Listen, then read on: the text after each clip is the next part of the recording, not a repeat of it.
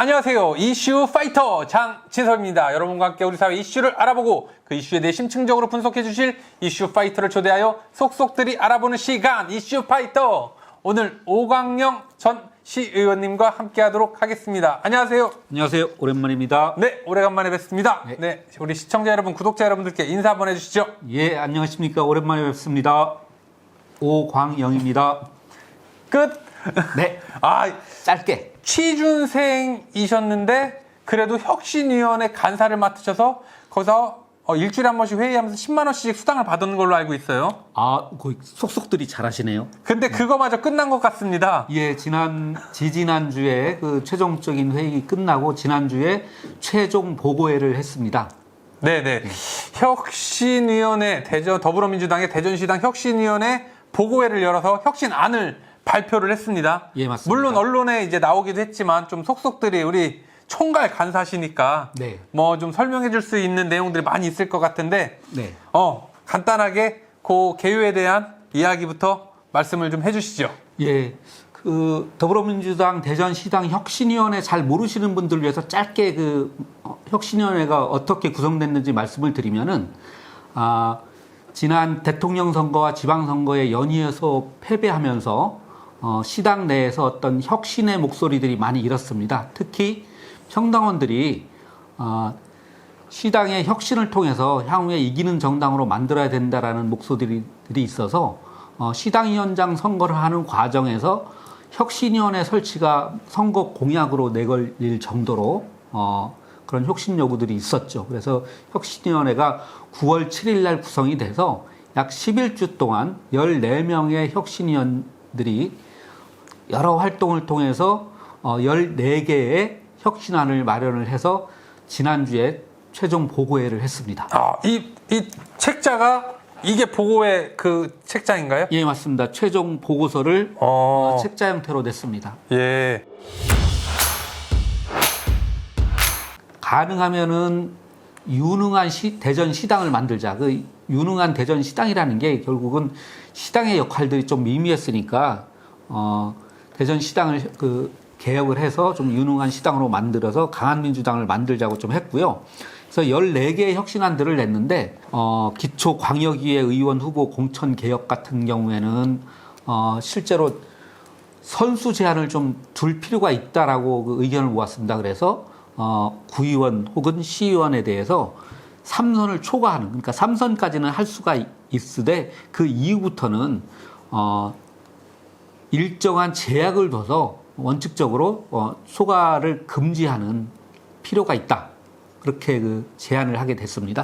우리 중앙당의 혁신위도 국회의원 3선 제한을 얘기를 한 적이 있어요. 그렇죠. 예. 근데 거기는 계속 우리 이제 민주당 사이가 좋은 곳에서 계속 연속으로 하니까 네. 지역을 옮겨서는 출마할 수 있게끔 했거든요. 네네. 지방의원도 그런가요? 이거는 이제 그 지역과 관련해서, 그러니까 국회의원 같은 경우에 민주당 중앙당 혁신위원회에서 동일 지역 3선 연임에 대해서 제안하는 혁신안을 낸 적이 있었는데 아직 결정을 못했죠. 그렇죠. 네, 결정은 안 됐지만 이번에 네. 그러니까 요 시구위원도 마찬가지입니다. 시구위원 같은 경우에는 실질적으로 시의원, 구의원 이렇게 하다 보면은 3선씩 하다 보면은 총 6선이면은 4624, 24년간 정치 일선에서 있을 수는 있습니다. 네. 근데 이제 이게 취지가 뭔가면은 계속해서 하고 뭐 이런 거를 다 떠나가지고 정치 신인이라든가 아니면 청년들이 좀 더 기회를 확대할 수 있는 문호를 개방하자는 취지로 이렇게 이 안을 마련을 한 겁니다. 그러면은 기초의원 3번 연속, 광역의원 3번 연속, 네. 기초의원 2번, 광역의원 1번 했으면 3번이에요, 아니에요? 아닙니다. 그건 아니에요? 기초 3회, 광역 3회, 기초의원 3번 하신 분은 그 이후에는 광역의원으로 하시는 게 맞다.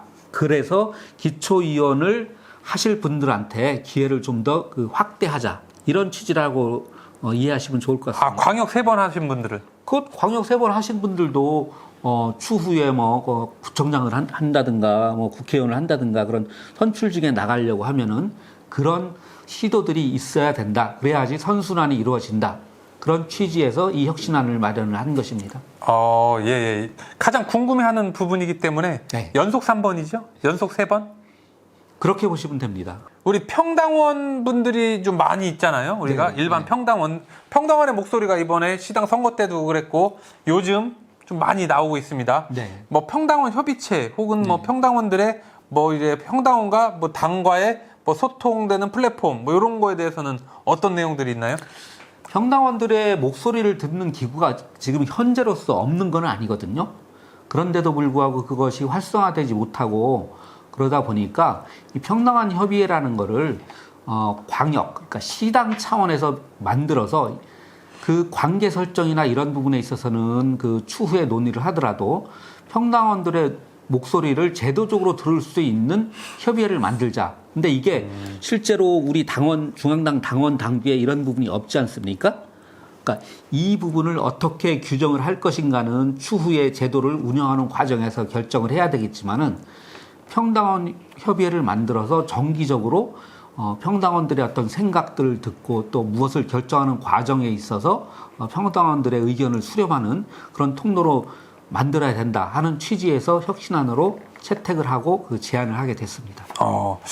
예. 그래서 그렇지 않아도 좀 평당원들이 모여서 지금 활동하고 있는 그룹들이 좀 있는 걸로 제가 알고 있어요. 예, 맞습니다. 예. 그분들을 지금 하고 있는데 네. 그분들을 좀 케어를 해서 같이 시당에서 관리를 해주고 지원을 해주고 이렇게 가능하게 된다는 건가요? 아직 관리라는 표현은 좀 안 맞는 것 같고요. 완전하게 기존의 그 기구와는 독립된 형식으로 운영이 되고 다만 시당에서 별도로 만든다? 그렇죠. 그러니까 그 평당원들이 스스로 이 기구를 만들게 하고 그거에 따른 지원은 하되 간섭하지 않는 독립된 기구로서의 평당원 협의회가 필요하다라는 그 의견으로 혁신안을 내게 됐습니다.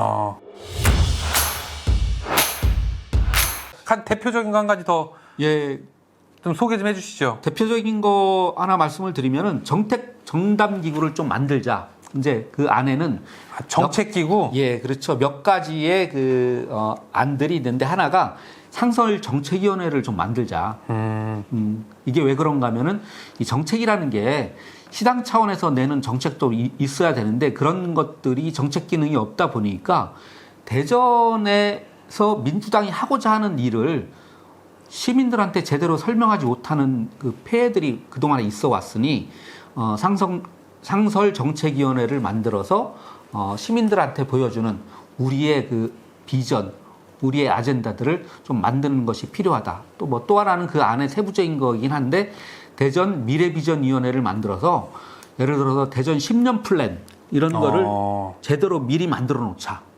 그래서 그거를 가지고 구청장에 출마하는 민주당 후보라든가 시장에 출마하는 후보라든가 이런 분들이 그 안에서 자기들의 공약들을 제대로 이렇게 구체화해내는 그런 시스템이 필요하다라는데 공감을 해서 정책 전담기구 설치 이런 거를 제안을 했습니다. 네. 우리 혁신위원회가 추가로 하나 조금 말씀드릴게요. 우리 혁신안 중에서 민생대책기구 설치라는 거를 좀 필요하다고 얘기를 했는데 당원들을 대상으로 이 혁신안 쭉 나온 거에 대해서 설문을 했어요. 그랬더니 가장 첫 번째 꼽은 것이 뭔가 하면 당원들은 민생 대책 기구를 만들 필요가 있다라고 그 설문에 가장 많이 대답을 했습니다. 그러니까 결과적으로 혁신은 결국은 민생을 챙기는 거다.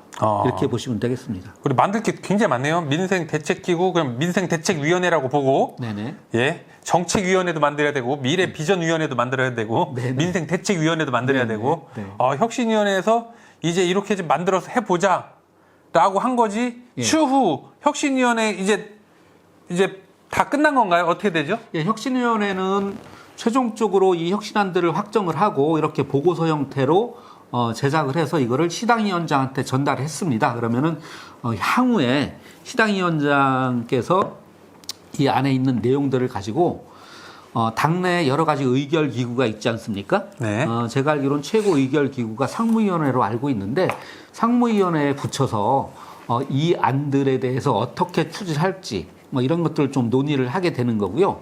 또 하나가 이거를 그냥 흘려보내면 안 되니까 자치 당규를 제정을 해서 담아놓으면은 향후에도 순차 이게 한꺼번에 모든 사업을 할 수가 없으니까 순차적으로 경중을 정해서 이제 하더라도 자치 당규를 안에 만들어 놓는데 이 자치 당규까지 상무위원회 통과가 된다고 하면은 앞으로 제대로 추진할 수 있는 법적인 근거가 마련이 되는 거죠. 그렇게 되겠네요. 예, 예. 우리 혁신위원회 그동안 활동하시느라고 우리 오광영 총괄 간사님 네. 수고 많으셨습니다. 자, 오늘은 오광영 전 시의원님, 대전시당 혁신위원회 총괄 간사님 모시고 그동안 혁신위원회에서 어떠한 내용들을 가지고 혁신안이 나왔는지 한번 알아보는 시간을 가져봤습니다. 앞으로 더불어민주당에서 예. 좀 사회자님 잠깐만. 또 하실 말씀이 있으세요? 예, 요거를 네. 우리 그 유튜브 보시는 분들이 구체적인 내용이 궁금하실 거 아닙니까?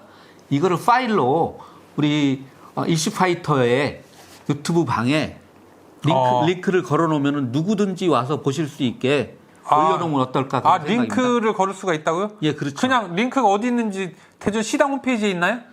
시당에도 할 수가 있고요. 또 하나는 뭐 저 같은 경우에는 제 개인 SNS에다가 그 링크를 걸어서 제 구글 드라이브에 올려놓고 누구나 와서 그 확인할 수 있게 하고 있거든요. 그래서 대전 시당 홈페이지 같은데 예. 올려주면 좋겠네요. 예. 저희 이슈파이터에도 링크를 좀 걸어주세요, 직접. 네, 그렇게 예, 그렇게 해주시면 감사하겠습니다. 자, 오광영 대전시당 혁신위원회 총괄 간사님과 함께했습니다. 다음에는 더욱더 새롭고 알찬 이슈로 여러분과 함께하도록 하겠습니다. 구독, 좋아요 꼭 부탁드리고요. 끝까지 함께해주신 구독자 여러분, 시청자 여러분 진심으로 감사드립니다.